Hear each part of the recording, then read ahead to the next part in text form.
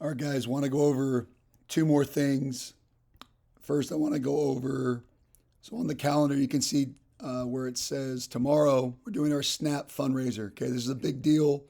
I need you guys to really participate in this. So let me pull up here. So, what's going to happen tomorrow is we're going to have half the team in the weight room at 4 o'clock. The other half of the team is going to be doing this fundraiser with a SNAP member, and they're going to walk us through this process. And then 30 minutes, we're going to switch. But you guys can do a lot of the work now, and I need you guys to do a lot of the work now. And again, I could preach for hours on the importance of this, but at the end of the day, if you're not going to participate, there's going to be some extra running. We're not saying you have to raise $500, right? Everybody's going to raise a different amount. What I am saying is you have to try and participate, okay? If your family cannot provide monetary donations right now, I understand, but it's free to get their email address and try to see if they want to promote the program, okay? So right now there's 22 guys that have put some emails in. A lot of guys are in the 3s and 2s and 6s, okay? That's not acceptable. You guys, Cena has done 20. I figured out a way to do 20. What you guys need to do, if you haven't already, which is almost everybody, is ask your parents for emails of family and friends. Okay, it's that simple. Okay, what should have happened is you guys should have gotten an email like this. Okay, I sent it all to you multiple ways. You click this link right here, and then this screen pops up. Okay, obviously we're Olympian. You click join fundraiser, and then you should see something like this where you click and then you just type in the email addresses you want to add. Okay, there's also a thing for text. I'm really focused on the text tomorrow. Okay, what I really want to see before tomorrow is the emails. All right. So again, everybody is expected to do this. This is not a voluntary thing. And again, flat out, if you're not doing it, then there's just going to be extra running for you after practice tomorrow. That's it. There's no other excuses. You know, family and friends, we're talking grandmas, aunts, uncles, cousins, neighbors, some teachers that you know on campus that might be willing to donate. This is by far our biggest fundraiser of the year. We do not do a bunch of little fundraisers like car washes, like bake sales. We do a couple big ones. So this is one of the big ones, and we need to get you guys on this before tomorrow at 4 o'clock, okay? So let's please handle this appropriately. I want to look at this before 4 o'clock tomorrow and see a lot more names on this list and a lot more guys with emails entered, all right? Okay, secondly, going to this lineman thing, I noticed, I kind of go through phases throughout the year. I feel like we're on the right track and everything's great. And then sometimes I see things that I don't like and I want to really fix. I saw some big ass linemen today from other schools at this lineman competition. And, I don't want to say I'm concerned, but I am saying that we got a ways to go from the strength and size front. And, I'll show you guys this one first. How do you gain muscle and size? It comes down to really two things, okay? One thing is lifting and training, which we're doing. We need to do more of, more consistently. But the other big part of this is eating, okay? And this is something that in a perfect world, I could feed you guys endless protein shakes and endless smoothies and endless protein bars. But in reality, a lot of this has to come from you and your families. And again, we're not asking for a ton of things. It's just more eating. Okay. So, that's essentially the two things that are going to play in you guys gaining weight. I think a good goal for every single person on the team over the next 3 months is to gain 10 pounds of muscle. If you guys are really working and really training, that's doable. Coach Carter, I weigh 155. Okay, 165 of muscle. Coach, I weigh 225. Okay, 235 of muscle. We have 3 months until the first game. There's time to make this happen if the work is there. All right, so I'm going to go through this fast, but if you want to read it word for word, pause it. But essentially, hydration is critical. Your muscles aren't going to be fed properly, and blood flow is not going to go through your body properly. You're going to feel tired if you're not drinking a ton of water. You guys should really be just walking around with a jug of water all day. Sipping from a drinking fountain is not enough. Okay, drinking when you're thirsty is not enough. Walking around with a jug of water is probably the minimum. Okay, obviously avoid caffeine, avoid soda, avoid all the stuff outside of really water. Okay, that's really it for hydration. Okay, general eating guidelines. Again, I'm not going to get too detailed about all this, but there's essentially 3 types of macronutrients: carbs, proteins, and fats. Okay, for you guys, the focus is just eating the right stuff. Okay, again, fruits, vegetables, pastas, bread, grains. Traditionally you want to avoid within reason the sugary junk food stuff. Again, you guys are young, you can get away with doing it sometimes, but you don't want to be eating sugary crap every day all the time. Okay, protein.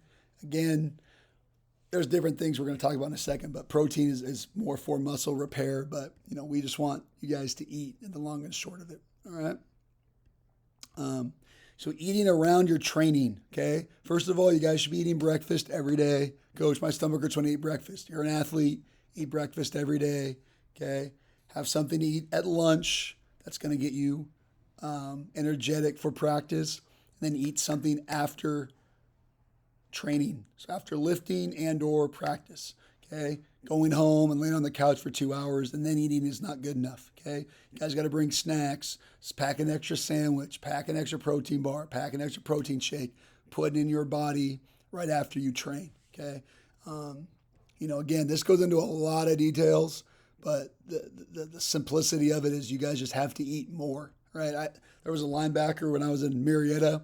He started doing meal replacement shakes on top of his regular diet. So like he would eat dinner and then he would drink like a 500 calorie meal replacement shake. So that's an option to really put on calories because you guys aren't going to get fat if you're training, which you guys are. You guys just have to have the calories in your body. All right. Again, supplements. The big ones that I really recommend are whey protein and meal replacement shakes. Okay, you guys. You're not. I have whey protein, but again, a lot of you guys don't like it because it's not mixed with what you want. But that's an easy way to get a lot of protein in your body after working out. And again, meal replacement shakes. The difference between a protein shake and a meal replacement shake is a protein shake is mainly protein. Meal replacement shakes is mainly carbs, right? It's just mainly calories to put in your body. But with the way you guys are training, most are good options. We don't recommend the stuff that has a bunch of caffeine in it, because that's going to dehydrate you guys. Okay, let's keep going into some other things here. So what are things that you can look to eat? So protein, chicken, yogurt, eggs, tuna. Okay, milk has a lot of protein. Chocolate milk's great, has a lot of carbs and protein. A lot of sources of carbs. So these are things you want to eat more for lunch and dinner. Bananas, breads, pasta, vegetables, fruit, rice, just some ideas. Some things that have a lot of both carbs and protein. Bagel with peanut butter, cereal, fruit toast, chocolate milk with a Cliff Bar, chicken, rice, and veggies. Okay, these are just some examples of some good things that you guys should be eating throughout the day. All right. And again, if our goal is to gain 10 pounds of muscle in the next 3 months, you're just going to have to put more of this type of stuff in your body. All right. Again, I'm not going to say this is for everybody, but I will say, high-level athletes, any guy that you watch play football on TV is taking creatine. End of story. All right. Again, it's not for everybody. I'm not saying you have to take it, but if you are looking to gain some more size and strength and power, this is something else that you may want to look into more. It's been rigorously studied. It's extremely safe when taken properly. You do have to be a little more focused on how often you take it and the doses, but if you are kind of looking for that next level strength and power, creatine is also a good option. Okay, but hopefully the long and short of this nutrition talk is you guys need to drink a lot more water. You need to eat more throughout the day, and you need to focus on getting more protein in your body after working out. Okay. And it just kind of comes back to the philosophy of like, do you want to be good?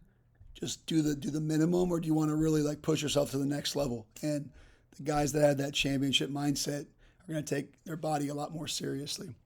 All right, one more thing I kind of forgot to mention. So if we look at this calendar here, guys, June is a time of kind of a break, right? Really, the first 3 weeks of June are kind of, I would call like the last real break before the fall football season. And this is a great time for you guys to go to camps. So what's a camp? Okay, so if I just go into YouTube here, I'm sorry if I just went into Google, and let's just click SDSU football camps.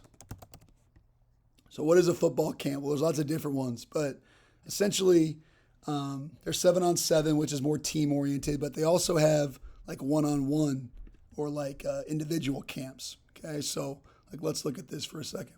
So this is San Diego State, right? So this is June 16th from 8:15 to 10:30 a.m. Okay, what essentially it's for linemen. Okay, all open 9 through 12. Okay, $100. Okay, this is a padded camp. Okay, so essentially it's a way for you individually to go and train at a college. What are the pros of it?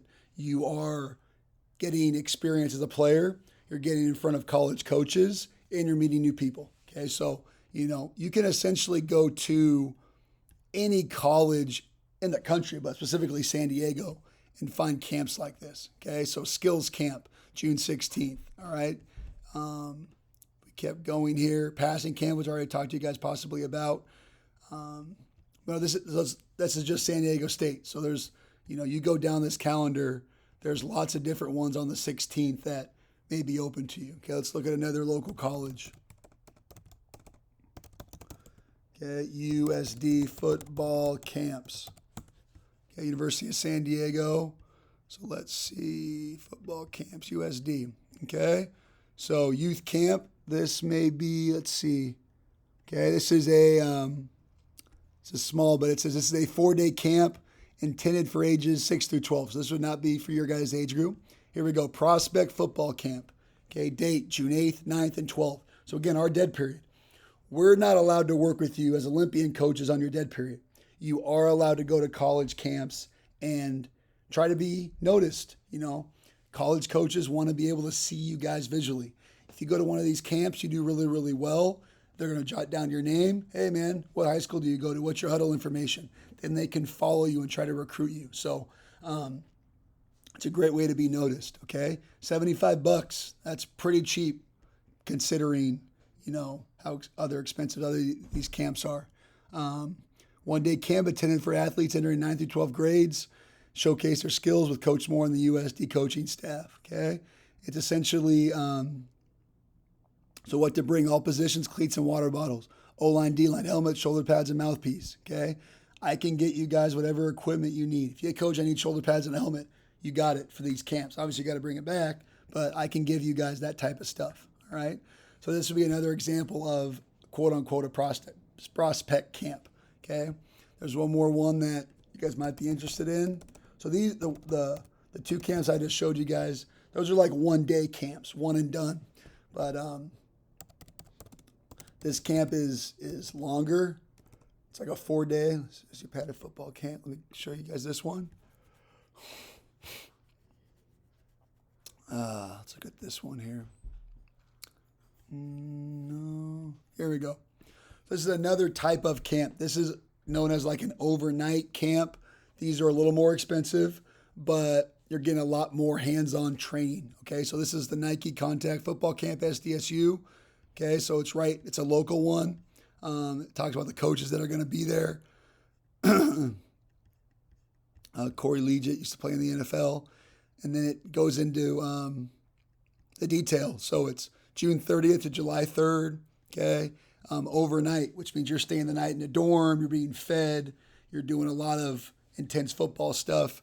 I think it's for 3 nights, 4 days. So you're doing a lot of stuff. You're doing a lot of football stuff. This is a little more intense. The money's a little bit more.